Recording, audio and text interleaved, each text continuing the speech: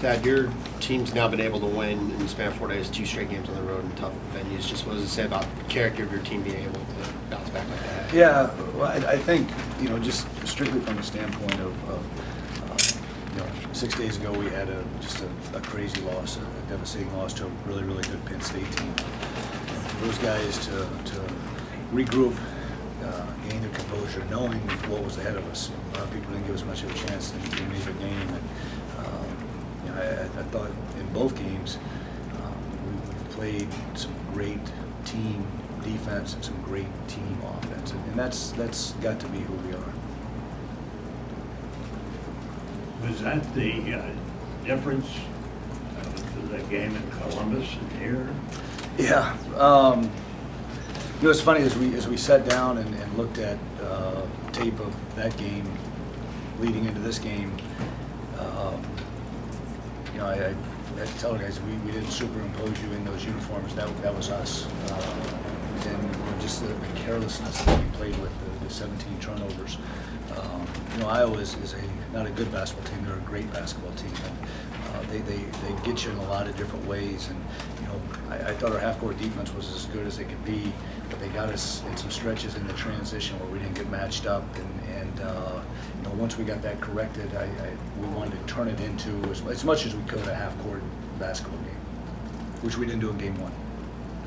Aaron looked to be very aggressive on the offensive end, especially in the first half. Was that kind of a plan, or you just took what was there?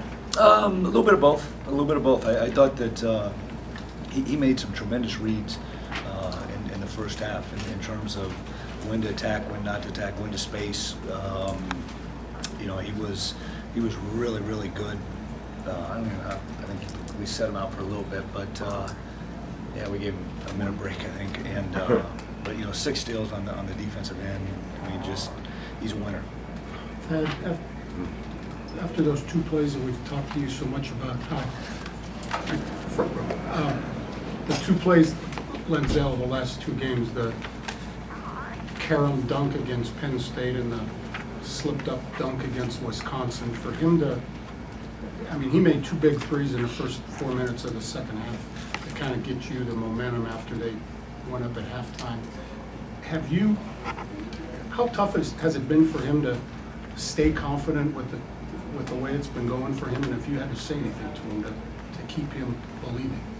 I told both he and Shannon at halftime to urinate a drop, and they had to give us something. And to their credit, both guys did a tremendous job of stepping up and making plays. And then I told Lindsay, I said, hey, I need you. We need you. We need you to make some shots. You can't be 0 for 4 and 0 for 2. And I got very upset with him when he got that shot blocked in the first half off the slip. I know it wasn't like Shaq was down there. He needed to score that one. And I give Lindsay and I give Shannon a lot of credit too. The way he played in the second half, both guys were really, really stepped up, and we needed that. Lindsay's start to the second half was probably the difference in the game in terms of getting the momentum back on our side. Kyle only made 3 of 20 shots from 3. How much of that is a credit to your defense? Well, it's funny. We had told our guys, I think they were only averaging like 4.5 in Big Ten play, and they don't normally take 20. They had to take some late, but their deal is they're so good in the paint, and just scoring the ball around the basket. They hit you so quick, and they got just so many guys that can score down there. But hopefully our defense had a little something to do with it. How big of a momentum shift do you believe that flagrant 1 was? Because I think at that point in time you were only up 3, then you got the 2 free throws, another bucket, and then you extended 7. Obviously it was a big play, and I think from the standpoint of Amir stepping up there and knocking 2 down says a lot about him and just how far he's come. What's going on in this league with? I don't know. I wish I could answer it. No, go ahead. I'm sorry. Well, you just did really. Yeah, it's hard. It's challenging. It's hard, and it used to be the days where you felt pretty good when you were at home, and that hasn't even been the case this year. I think this, you've got, and I've always said this about the Big Ten, that really, really rings true this year. You've got great players, you've got great coaches, and you've got, tremendous environments, great fans, and the parity across the board is just, it's hard to describe. I mean, somebody said to me the other night, you're giving me a heart attack. And I said, you ought to be sitting in my seat for 40 minutes. And it's just, it's challenging. But in the end, it'll all shake out as it always does. And it's got to be great for fans to watch. Does Aaron get that treatment on the road everywhere?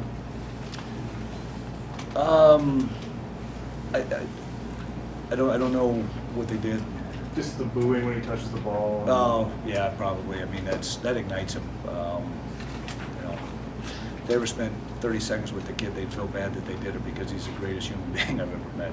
A couple weeks ago, we were asking you about being number 11 in the Big Ten in free throw percentage.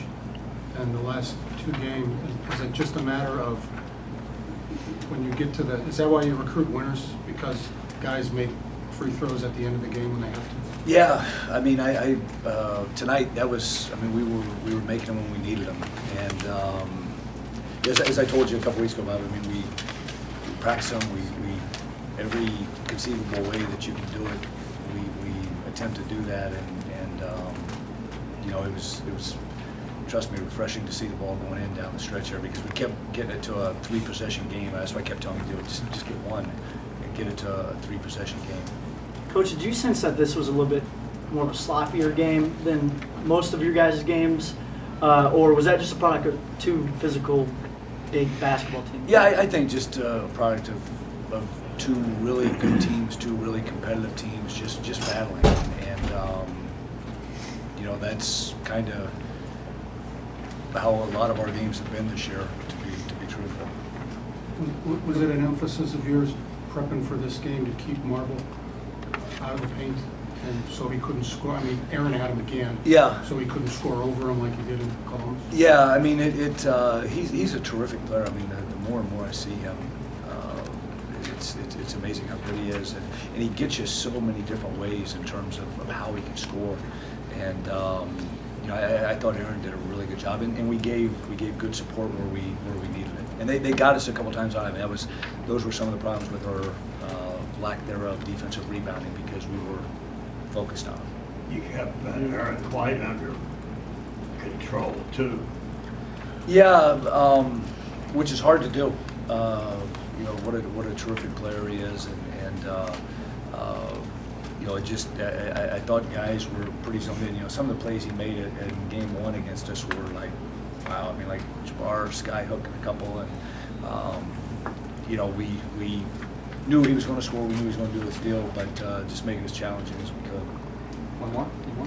There was a series of plays, not consecutively, but in the second half, throughout the second half, that just seemed to go your way. I thought to myself several times that those plays would not have gone your way in the first 9 games. Were you, as you watched the game out there in the second half, did you have that same feeling? No, I don't ever think that. I saw a couple plays. I'm just like, oh, geez, here we go again. Okay. But no, it's funny because Aaron had a huge, steal along the baseline, or I don't know if it was a rebound or a steal, but the ball was bouncing. He came because we had just lost one. There was a one where they picked it up. It was battle, or deflected. They pick it up, and the guy shoots a layup, and it's like, oh, geez. And but that was the thing. We knew we had to come up with those types of plays, those balls, when you're playing against a team that pressures the way Iowa does, that pushes. When that ball's on the floor, you gotta somehow, some way come up with it. And I thought guys did a pretty good job of that. Did you drop the inbound dunk to Williams under the basket? Did you run? Is that what you called him? Yeah. What'd you see there that made you feel like that was going to work? We only had 2 seconds, and it was. I said, hey, just get it up there and see what can happen, and they, for a 30-second timeout, they executed it to perfection for us.